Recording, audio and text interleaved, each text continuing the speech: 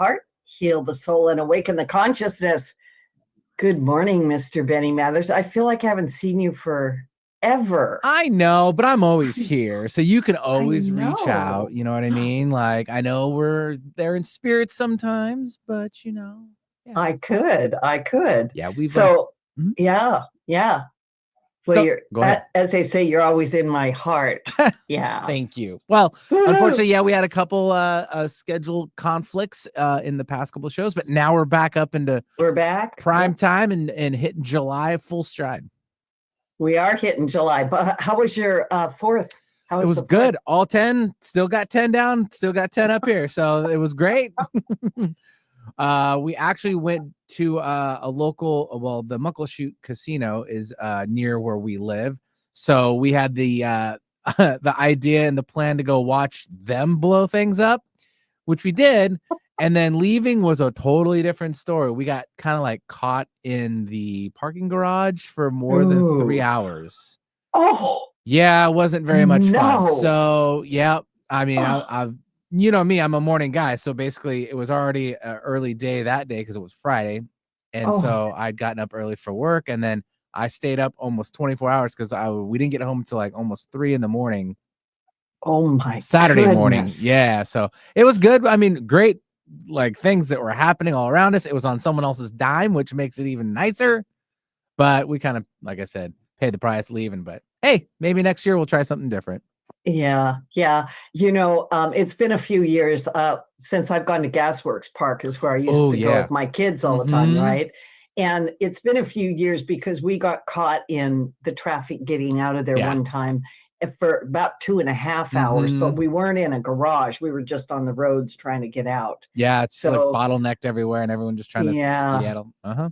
Well, I'm glad you made it through that. Thanks. And that you're not still in the garage. Yep, me too. I mean, even though, we could still do the show from the garage. It's all good, I guess. Yeah. How's yours? Modern technology. It was actually great. Nice. It was really, really good. And I watched the Gasworks Park you did. On TV with my son. Yeah. And we always have a good time because we critique everything. Oh, right? Yeah. We critique it. We're like, oh, no. Or like, yeah. Or like, oh, they should have asked us. You know, like that. But it was a great fireworks display. I thought it was really good. Because you're pyrotechnic professionals. Oh, yes. Right? Absolutely. Yeah, I know. Right. From doing sparklers in the backyard when I was little, I know all about it. That's how you get started. Yeah. So anyway, I hope everybody had a great 4th and a great celebration with family and friends. And of course, my heart and our prayers and everything go out to the people in Texas and the people that have suffered some things. So we're sending good vibes out to all of those people today, and to everybody else listening. Always, it's so good to have you here with me this morning. And yes, blessings, goodness, and this is community. That's what we do. We're here for each other in our own way. So a few announcements, and then I'm going to bring on my wonderful guest. As I said earlier, I am Loretta Brown. I'm the owner of Reiki Oasis, located right here in the greater Seattle area for almost 30 years. And I always have something coming up. You can find out more about me at ReikiOasis.com. You can schedule at schedule.ReikiOasis.com. And yes, I still have, I think, 1 or possibly 2 places available on the trip to Egypt coming up September 30 through October 14 with a 5-day extension to Petra, Jordan. And this is a very important trip. If you've been wanting to go to Egypt, now is the time. Don't be worried about everything going on. We really need to go over there and do some beautiful spiritual work. If you want to know more about that, send an email to me, Loretta Brown, at ReikiOasis@gmail.com. And I will give you all of the information. I also have a little gong bath going on at Reiki Oasis this month. It will be in person. I have room for, believe it or not, 8 people only. Yes, I did say that. 8 people only. And if you've never really had a gong bath, you are going to want to give it a go. I know lots of people do the crystal bowls. I do that too. But the gong is something even more marvelous and magical.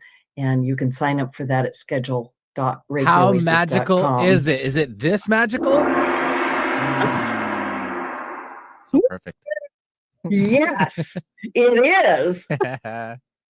Thank you for that. Love it. I love it too.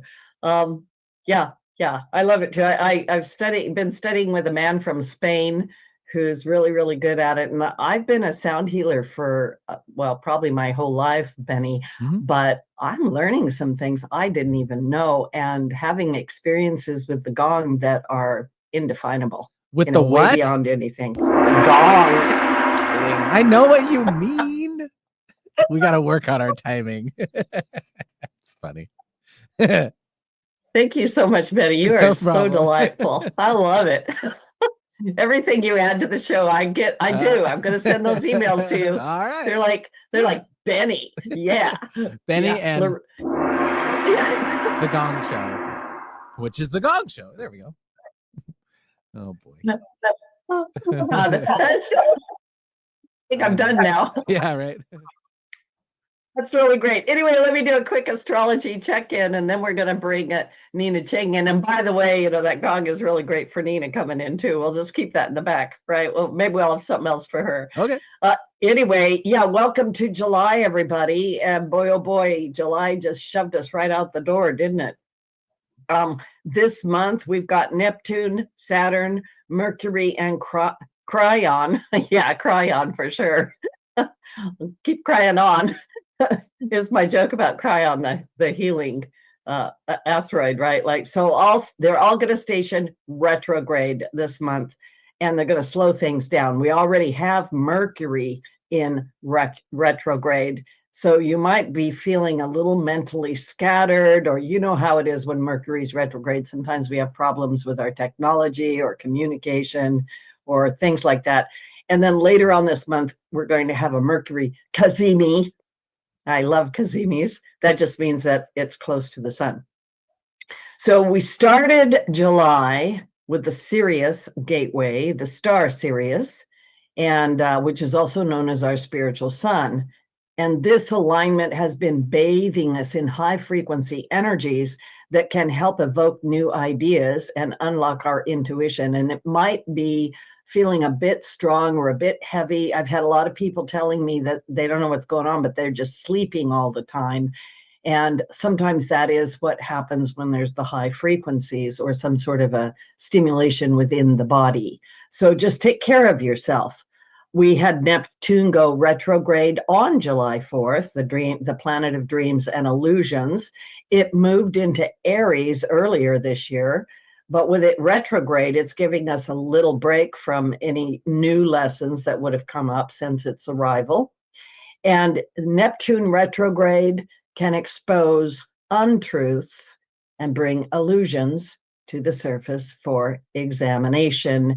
And that is happening if you look all around. So if you've been suspicious that you have not been telling or been receiving the truth, telling the truth, that was a Freudian slip.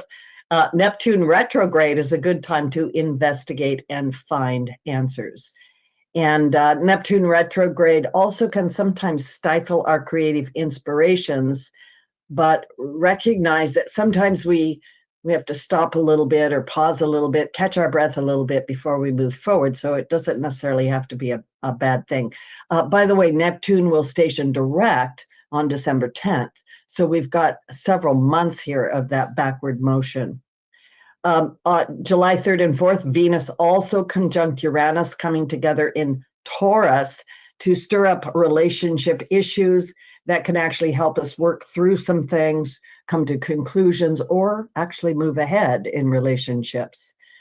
July 4th, Venus was in Gemini and is also one of the most social signs of the zodiac. So like I said, I'm just looking backwards a little bit to fill you in because I wasn't here in person last week. Just kind of take a look if you had a good 4th, if it was more social, or if you've been feeling the need to be more social lately. I always recommend that you follow up on that. Go out there, give people hugs and, hamburgers or something.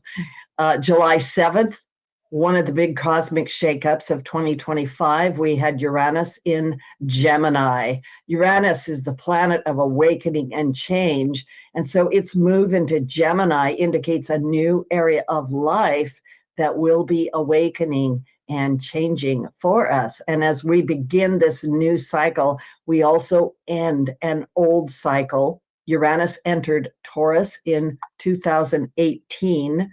So if you have felt your life influx since then, this move of Uranus may bring some stability or help you to know where you finally stand. If you've made changes in your life since 2018, you may now also be realizing the full potential and the rewards of those moves. So Uranus moving into Gemini might also spark innovations in social media, communication, aviation, and technology. And we're probably going to have to wait until 2026 for it to really permanently settle for us to see what's going on. So really what I'm saying here, because Gemini is this air sign, Uranus, it's new innovation, new ideas moving into the age of Aquarius and all kinds of new things coming in. And today, July 10th, whoo-hoo, big full moon in Capricorn, hardworking Capricorn. Yay to my Capricornians. That's me. Benny. Woo! Yeah. Oh, and it's also the buck moon. It is the buck moon. Thank you very much. Yeah, it's a good one. Me and my giant antlers getting to work. Yeah. Yeah. Get them up there, get tuned in, especially with Uranus up there, you're going to get all that intuition, That's right. So this full moon is encouraging to get our lives in order because Capricorn's like, let's get her done. Duh. Get it cleaned up. I mean, yes, please. Yes, please. Yes, please. Like, how many times have I said it? Right? Let's do it. From me, probably not enough. So we may be faced with some hard decisions, but keeping focused on the practical side of things can help.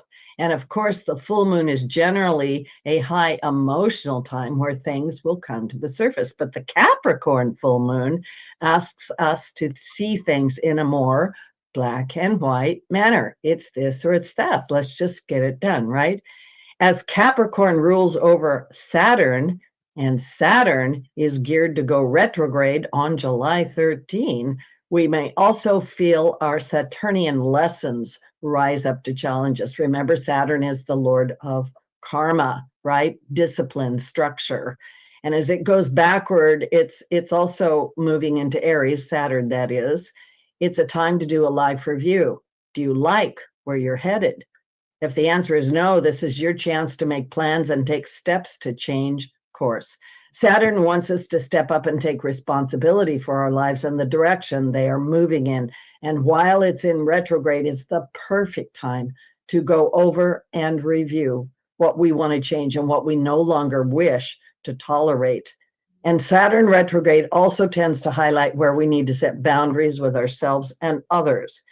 And on that, with Saturn, especially this energy of, what do we need to change? What's going good? I'm going to bring in my wonderful guest today.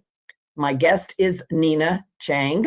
She is an acclaimed advocate and educator for traditional Chinese medicine, TCM, and the author of a great book called Chinese Medicine for the Mind, a science-backed guide to improving mental health with traditional Chinese medicine. Born in China and raised across the US and Europe, Nina has dedicated her career to bridging Eastern wisdom and Western audiences. She is the founder of The Eastern Philosophy, one of the largest online communities for TCM, and serves as an officer of the International Association for the Study of Traditional Asian Medicine. A current graduate student at Johns Hopkins School of Medicine, Nina combines ancient knowledge with modern research, making TCM practical, evidence-based, and deeply accessible. Welcome to the show, Nina. I'm excited to have you. Hi, Loretta and Benny. Nice to join you both. Hi there. Here's your wonderful book. It's a wonderful book. I'm just telling people, just get it right now. Chinese Medicine for the Mind. Just get it. Get it. I really mean it. I have 85 questions for you, Nina. I don't know how we're going to do this. Well, we can try to get through all of them. Okay, we'll just start. We'll just start at the beginning.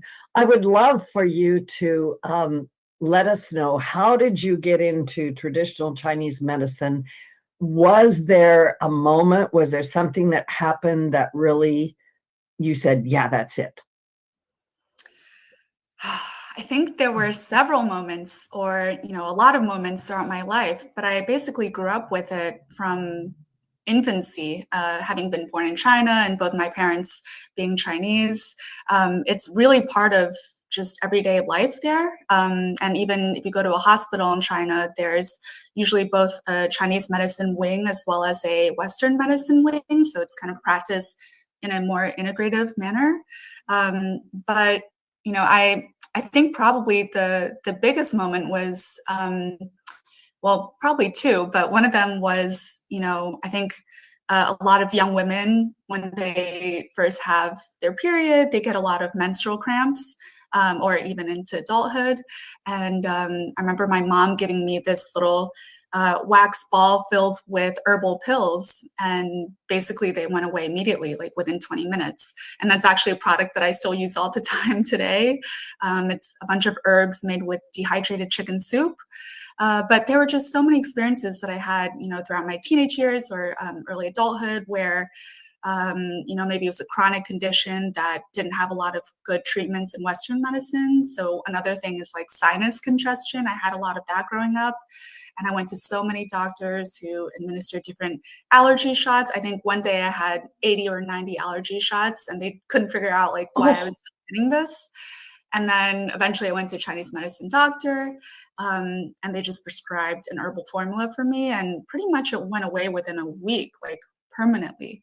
So yeah, there are a few experiences like that that really opened my eyes to just how effective it can be and just how little known it is in the US. So that's kind of been my mission. Pretty much since college, I decided that that was something that I wanted to focus on. I am so thrilled with what you're saying. I'm like, you have those recipes in your book, right? Not, not those two. The PMS stuff, like, hello, right? That one we do have. Yeah. Good. Yeah. No, you're right in there where I want to ask all the questions, because this idea that, yeah, you grew up with it, like this was natural, right? This was not something that you had to go search out, or it wasn't something weird or something that didn't work, right? Right. Yeah. Yeah. I mean, it's just so common there. And I think what people don't realize is that since pretty much the so Chinese medicine was almost eradicated in China around 1929 because it was viewed as something that was representative of the past, which they were trying to get away from. Right. So they wanted to modernize, they wanted to embrace, like Western modernity. And a lot of people thought that that meant leaving behind traditional medicine. So in an effort to not be completely abolished, thousands of practitioners got together. They protested this, basically this government ban, and they decided that in order to survive, they needed to essentially self-modernize and self-regulate to become basically half scientific. So from that movement, there has since been a huge initiative to scientifically validate every single medicine that they're using, every single treatment approach. So people might assume that it's unproven or unsubstantiated, but actually pretty much every herbal formula that is out there has been like thoroughly validated through clinical studies in China. Well, that's actually a big deal. Yeah. Yeah, it is. Yeah. It takes it from the level of, what we might call, grandma's remedies into the world of science, right? Yeah. Yeah, exactly. Yeah, that's really Which, surprising for a lot of people. yeah. By the way, my grandma's remedies work. Yeah, I love grandma's recipes as well. I hate to say that, but they do. You probably just touched on it, but what do you think is the biggest misunderstanding that the Western world has about traditional Chinese medicine? Yeah, I think that's a big part of it. And when I first started, actually I didn't launch a company first. Initially, I was just posting my own research because I didn't really see many people talking about, both the historical like abundance of knowledge we have in terms of historical primary sources on Chinese medicine, as well as all the new clinical studies coming out. So I feel like a lot of people assume that Chinese medicine operates in this, as Gen Z calls it, "trust me, bro" approach. And when I was making content and making videos, a lot of people would comment, and this is on TikTok, so it was a lot of teenagers and people in their early 20s. They would say things like, "Oh, source, trust me, bro," and I would have to come back and re-edit it and say, actually, here's the study, or here's the citation, and you can go and look at it yourself. But that's definitely not the case. So whether you're talking about historically or clinically from a modern biomedicine standpoint, there's a lot of validation. So I think that makes people feel a lot more confident in these approaches. So not only is it something that's been time tested, so we have a huge sample size of people who have tried these formulas and they've been perfected over time. So everything that you're trying probably has at least a million, millions of people who have already tried it and phased it out if it wasn't effective. So yeah, I think that's very confidence inspiring for people who maybe don't see that in some of the medicines that they use today. Well, yeah, because everything you're doing is giving it credibility, in the Western world. And my viewpoint is the merging of the Eastern and Westerns and philosophies of medicine and bringing them together, right? And the herbs, to me, it's like, yeah, yes, but trust me, bro, yeah. Yeah, giving it a little bit more substance. Did you have something you wanted to say there? Oh, no. Yeah, okay. You're just agreeing with me. That's great. You founded the Eastern philosophy. Talk about that a little bit. It's really huge online. Why do you think that's so big? Why do you think people are wanting this right now? Yeah, well, one probably is a loss of faith in Western medicine or in that approach, and that's for a multitude of reasons. But I think probably part of it is that there's an increase in chronic conditions, which Western medicine isn't the most focused on treating. So Chinese medicine actually really excels there. I think, if you're looking at areas that Chinese medicine does really well that Western medicine maybe doesn't do as well, one would be chronic conditions, and the second would be prevention. So there's a very well-known saying in one of the most recognized ancient texts that the average physician, or like the mediocre physician, treats illnesses, but the best physician prevents them from even happening. So that's a very different approach, I think, from what we're used to here in the States. But really, if you look at Chinese medicine, and it's not all just herbal medicine for treating disease. A lot of it is diet, or it's lifestyle, or like qigong exercises, for example. A lot of it is focused on just having good health and having a strong immune system, and not necessarily treating diseases when they actually arise. Yeah, I love that idea. I do, because why do we get sick, right? Like, why do we have to do that? Maybe we don't have to do that. Right. I want to show your book again, right? I've got to get it in just the right spot. And I want to just point out to people that you have in your book, we're going to talk about that in just a second, but it's Chinese medicine for the mind. And we know that Chinese medicine is for everything, right? Like the physical and so forth and so on.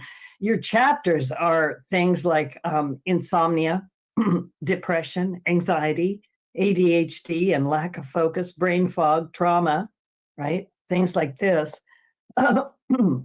Why did you decide to focus on the mind? Well, the biggest reason probably is that I think there's a misconception in the US anyway, that Chinese medicine primarily treats maybe things like pain or musculoskeletal issues, or maybe infertility, and that's probably because in the US acupuncture is the primary modality that we're familiar with. Right. And actually there's actually more registered acupuncturists in the US than there are in China, which is kind of a crazy notion, but herbal medicine really is the bigger focus in China.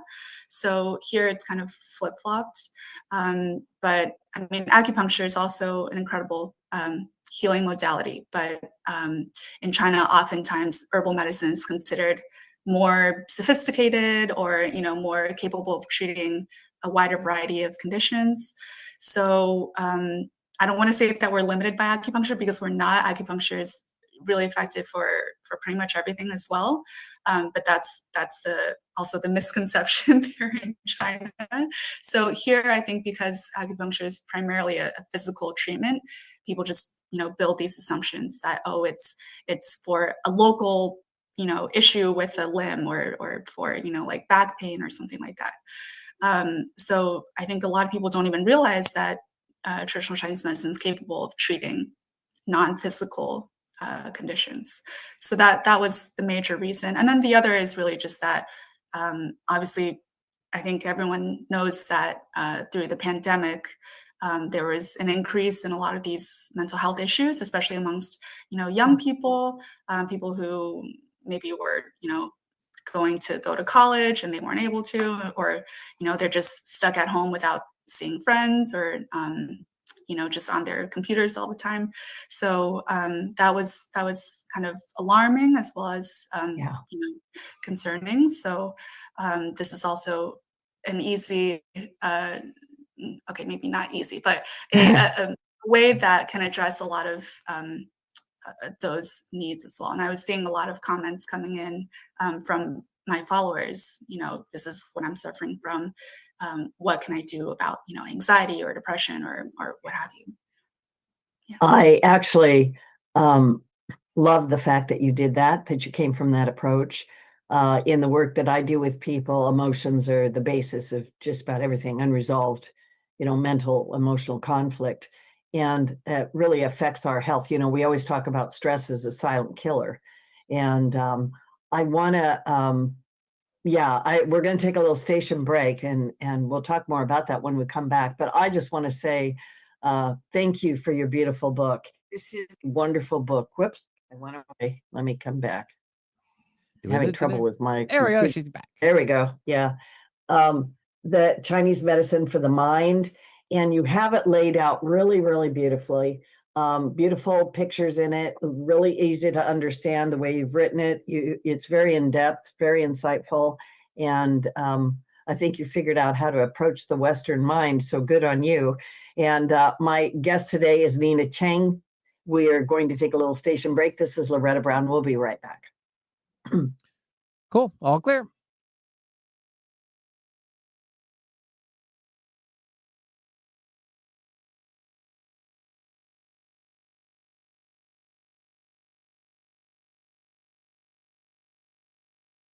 Alternative Talk 1150. We're on your radio at 1150 a.m. We're on your HD radio at 98.9 Channel 3. So many ways to listen. We're on the web at 1150kknw.com, streaming live audio and video, as well as MP3 archives of many of our shows. So many ways to listen. And now, we're on your smartphone or tablet. Download our free app in the Apple App Store or Google Play and take Alternative Talk 1150 anywhere you go. So many ways to listen.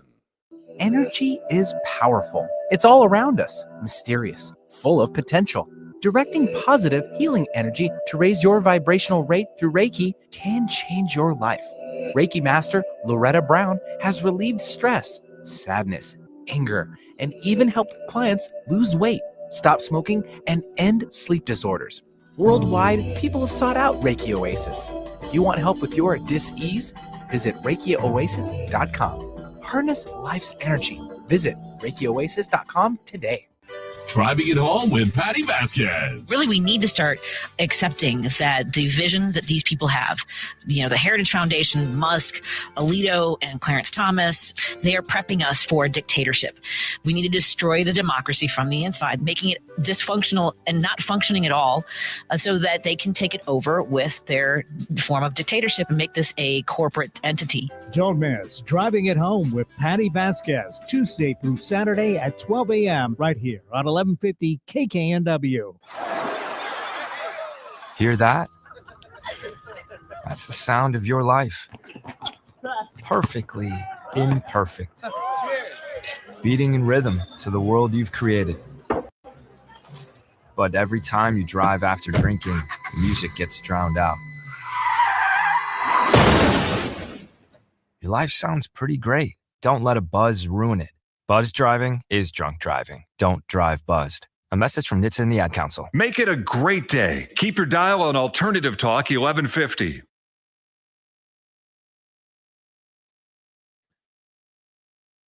Yeah, it's all over. Yep. You ready to come back in? Yeah. We'll send you all the information about it. So, all right, stand by.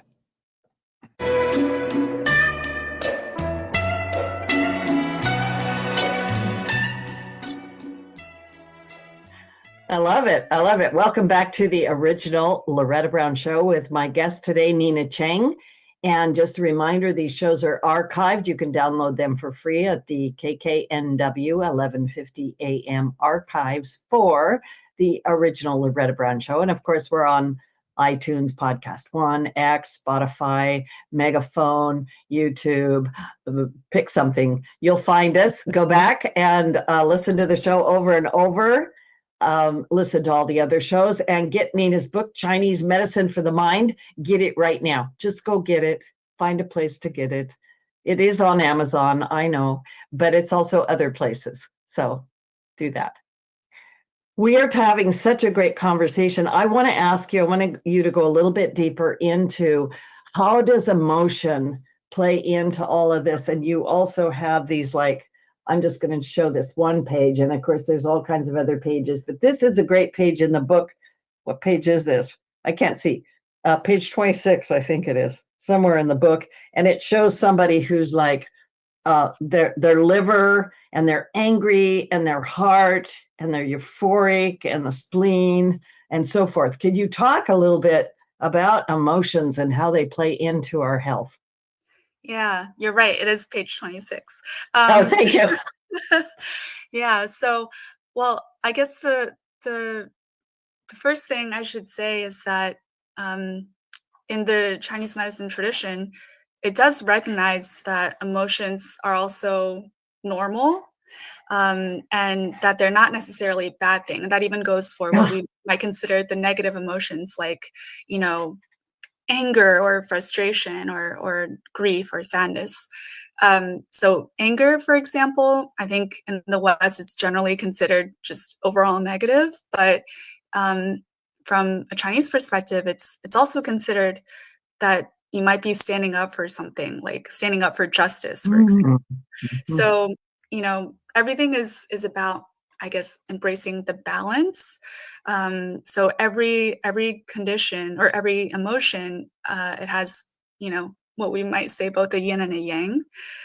It's not completely black or white in terms of, we never want to have anger or we never want to have grief or anxiety. So there is a balance, and it's also considered normal to kind of cycle through all of these different emotions from time to time. The issue is when we get really stuck in one for too long. Yeah. And you might feel the word really that is used is like stagnation, where you're stuck in something or you just feel imbalanced. And that's really where Chinese medicine comes in, is it moves the stagnation or it brings you back to balance. And it's also good to remind people that, Western medicine often views mental health conditions as something that's chronic and it's just something that you live with forever. But in Chinese medicine, it's definitely not considered that way. It's considered a temporary imbalance for the most part. So, a lot of these situations, it's something that you can gradually treat. And that's not to say that something like schizophrenia or bipolar disorder would be covered by that, but something like depression or anxiety, a lot of the times, if you go to a Chinese medicine doctor, they can kind of get you over the hurdle and get you back to your optimal self. Yeah. So if a person is suffering from or stuck in, by the way, I love the way you said that, because I want to preface my question with this. When I work with people do come in and they're stuck, or they have somehow cut themselves off from feeling something. Like, it wasn't okay to feel anger, Loretta, so I can't feel that. Or this grief, I don't want to face this, so I'm not going to process that. I'm not going to have that move through my body, right? So if someone comes to, like you or a Chinese medicine practitioner, and they're suffering from depression or grief or anxiety, how do you approach that from the Chinese medicine point of view? Well, so I do get this question a lot. Oftentimes people ask, "Oh, what do you have for anxiety?" Or, Yeah. "What can I do about Right. depression?" Or, brain fog, whatever it is. And I think the most unique part about Chinese medicine is that no one has an answer to that question, because there's not one blanket treatment for one condition. So what's really unique about Chinese medicine is that it's a very individualized treatment that targets your specific pattern of anxiety or your specific pattern of depression, or insomnia. And I've also been a lifelong sufferer of insomnia. So I've tried pretty much every single Western prescription medication there is. And I think a lot of people are probably familiar with these. Pretty much the only thing it gives you is like this groggy sedative feeling. So basically, Western medicine treats insomnia by making you sedated, but it doesn't treat the underlying problem. And the Chinese medicine approach would say, why do you have insomnia? Like, what are the specific, the word is pattern, but essentially it's like a group of symptoms that you have, and that determines how they treat you. So I realized that my insomnia was not, some people, they might feel kind of hot or heaty at night. That's why they can't fall asleep. Or they can fall asleep, but then they wake up at 3 a.m. and they can't fall back asleep. My insomnia was because I was overthinking. So at night, it's like racing thoughts that I just can't kind of quell. So there's a specific herbal formula that targets an overthinking type of insomnia. So once I, established that, then I had the formula that's been specifically tailored for that pattern of insomnia, and it works really, really well for me. But then, a lot of other medication doesn't work. So, or it would have, these horrible side effects that I just couldn't handle the next day. So that's the general way that Chinese medicine would treat a specific type of anxiety or depression or insomnia. So yeah, it's very, very specific. Yeah, so it's the underlying issue of the insomnia. That makes so much sense to me, because I agree with you. I occasionally suffer from insomnia, and for me, I'm not sure if I'm overthinking or if I'll end up with that lurching, like people are like, you're trying to go to sleep and all of a sudden you're like, Yeah. okay, I cannot get out of my body now, right? I'm here, right? It's so annoying, right? Right. Yeah, I've experienced that as well. And I think what also is really surprising to people is that, because there are these established patterns in Chinese medicine where, let's say I have this overthinking type of insomnia, other symptoms are also grouped into that. And none of these, what we would call mental health conditions, are purely mental. They all have a physical symptom or number of physical symptoms in this like established pattern. So I think that's also a huge difference between Chinese medicine and Western medicine, is that a lot of these mental health conditions in Western medicine, they're purely thought of as a mental situation.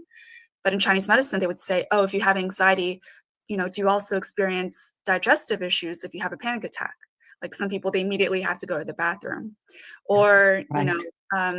let's say with depression, do you feel fatigue as well? And sometimes people might have, let's say, like lower back pain that they just assume is not at all correlated with their mental symptoms, but it's very well correlated from a Chinese medicine perspective. So I think that's also really fascinating, is understanding, through these thousands of years, like what physical symptoms you have are considered to be tied in with your mental ones. So over, Yeah.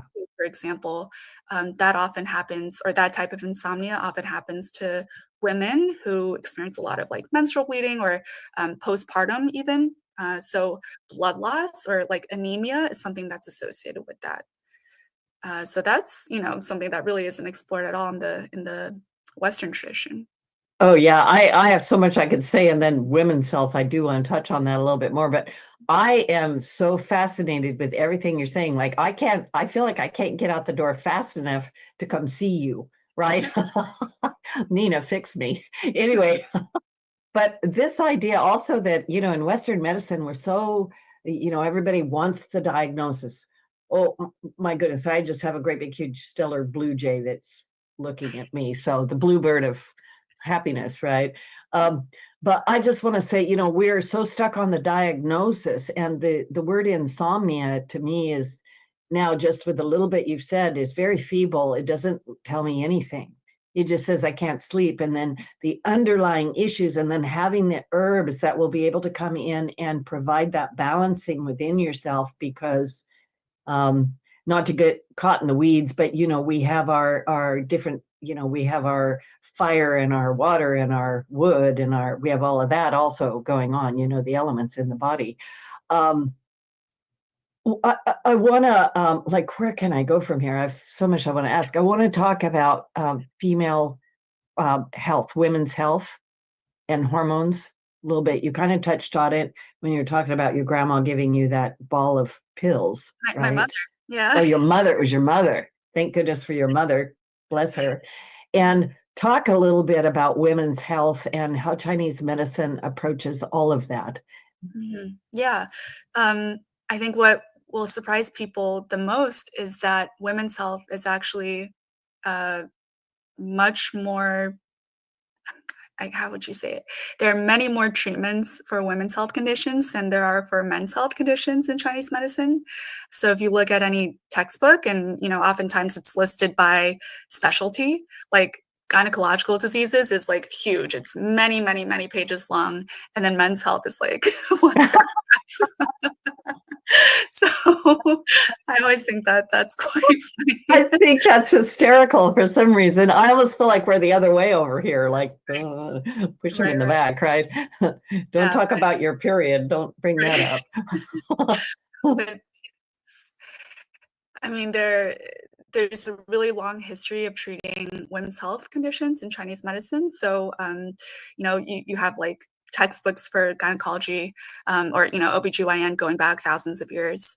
And wow. I think it's quite interesting because, pain is not disregarded at all. It's considered kind of a key symptom that you would use to establish, as I said, like this pattern of symptoms. So I think that's probably part of the reason it's taken more seriously, is that pain is, they don't consider it like a mental condition. It's considered one of many physical conditions, and it's also tied in with let's say something like dizziness or other types of symptoms that might define your set of patterns. So how do I say this? It's I don't want to say it's taken more seriously, but because there's both physical and mental component within Chinese medicine diagnoses, a lot of these symptoms that are otherwise dismissed in Western medicine are not at all dismissed in Chinese medicine. Do you address a lot of this stuff on your website? We do address some of them on our website, as well as the content that I'm creating on social media. But generally, it's in the form of, this specific herbal formula. Here's the backstory. Here's the history. Here are the clinical studies. So it's not really something that we address super generally, but we have from time to time. Okay. Recognizing that everybody is unique and individual, do you have any favorite herbs that you recommend for women's hormone balance? Yeah. So, well, that's another thing to preface is that usually, so Western medicine typically is using single herbs or single ingredients. So that's not at all the case in Chinese medicine. Almost always, it's using compound formulas, so multiple herbs. And if you see in this section of the book, we also talk about how typically in like herbal formula design in Chinese medicine, there's like roles that each herb plays. So like there's the emperor, for example, that's typically the leading herb, and then there's like a courier that sends it, to a certain part of your body. So yeah, so people will often ask me like, oh, what herb is good for this or that? And it's usually not one herb because in Chinese medicine, it's really key that a formula is well balanced so that you don't have any side effects. So essentially, any side effects are preemptively resolved within a formula. And that's why we call it formula because, there's multiple components. But yeah, basically like if you're taking an herbal formula that's well balanced, you'll never have any side effects. And if you do have side effects, it's probably not the right formula for you. So in terms of herbs, I mean, a few are well known for like women's health conditions. Dangui is one that's really well known. It's Angelica sinensis. But we generally would never recommend that you just take one herb. Right. It's always in a formula format. So one that is really, well, okay, there's two that are really popular in women's health. One you kind of alluded to before, but it's often used for PMS as well as mood-related conditions like irritability or certain forms of anxiety or depression. And the one that we stock on our website, it's like the one with two added ingredients, but it's called 加味逍遥丸 or 加味逍遥散. So in English, we just call it Relax Plus. But that one is really popular. That one is really popular for like PMS. Some people with PMDD even use it. But it also is the most popular formula in the West in all of Chinese medicine. So it's used by both men and women because it's so effective for irritability. And, a lot of practitioners will joke, like, if you live in any city, then you probably have this situation like going on, which is liver qi stagnation. Basically, you're just constantly feeling irritable and, maybe a little angry and frustrated. So, yeah, essentially that one is popular probably because we're all living in cities. I hope you have, like massive supply of that because, people are going to come over there now. Here. That one is probably one of our best-selling formulas. Yeah. And the second one for women's health that's also really great is called guizhi fuling. So guizhi is cinnamon, fuling is Perea mushroom. Those are the two leading herbs in that formula. But that one is really terrific because it has been shown to be very effective for fibroids and for uterine cysts and like ovarian cysts. So yeah, I think, we get a ton of people writing, in our comments who, maybe they didn't even get it from us. They got it somewhere else or they got it from a practitioner, but, they were like going in to get an operation and then, they go in for imaging and the doctor says, oh, we don't need to do the operation anymore.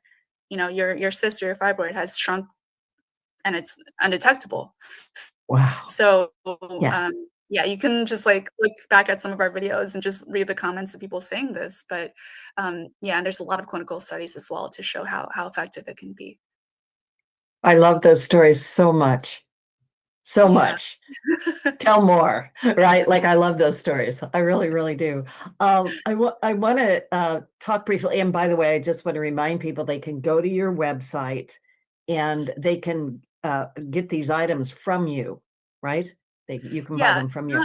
Yeah. not everything in the book is on our site, but all the herbal formulas that we do list in the book are common and they're readily available, so people should Good. be able to find them anywhere. But yeah, Okay. a lot of it is on our site, which is the Eastern Philosophy. Good. And I know you're putting more information out there because I can tell just by talking to you that, yeah, this is the leading edge of where we actually need to be, especially with the herbs, right?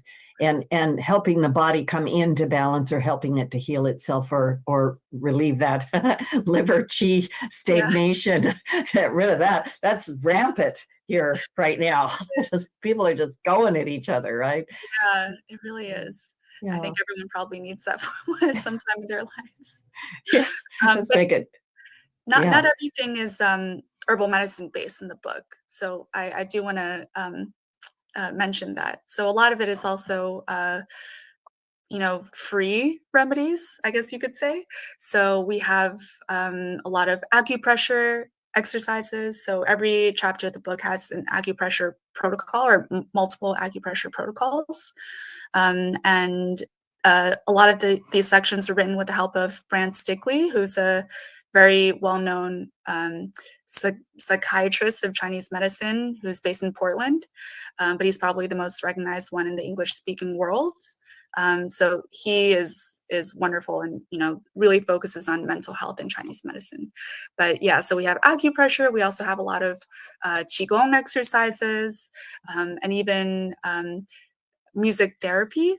There's a few sections with music therapy protocols and also the clinical studies that substantiate how that has been effective, and even things like feng shui tips. So like how to arrange your room or arrange your house in certain ways to relieve your stress or to minimize the amount of stress that you encounter. Yeah, I love that. Yeah, I got into 5-element music quite a few years ago. Wow. And have some actual recordings from China that I've studied chanting with a woman for years, and she gave those to me years ago, and I listened to them, and I'm here to tell you they work. So yeah, they really work. it's amazing. It's like seriously, and it's real. So yeah, check out all of that. I'm a firm believer in the whole body, the person as a whole system, and everything plays into that. Yeah. Very, very briefly, we've got like 2 minutes left, so you'll probably just have time to make a comment. Can you talk about the importance of the gut? And so many people talk about food as medicine, and everybody's running around drinking their smoothies and eating their superfoods. Can you just make a comment? Yeah. The number one advice I think that practitioners give to their patients is to stop drinking iced drinks because, well, for a multitude of reasons, but now there's a lot of clinical evidence to show that it, slows gastric motility, and there's even animal studies to show that it might exacerbate Alzheimer's in mice. But essentially, there's just so many harms of iced drinks that Americans love iced drinks, but it's horrible for your gut health, and in turn it can cause a lot of additional issues, including perhaps mental health. So that's probably the number one change that you can make. It also not to touch on the subject again, but if you have period cramps, it also can exacerbate those. And there has been a few studies to show that drinking cold drinks or having ice cream in winter can make your cramps much worse. Wow. So stay away from cold drinks. Just do room temperature. Yeah, I have never really liked cold drinks. I don't know. I was a very strange little girl. I just wanted everything at room temperature. Well, probably healthier for it. That past life. I don't know. So what would you really like people to take away from your book, from our talk today? What do you really want them to get?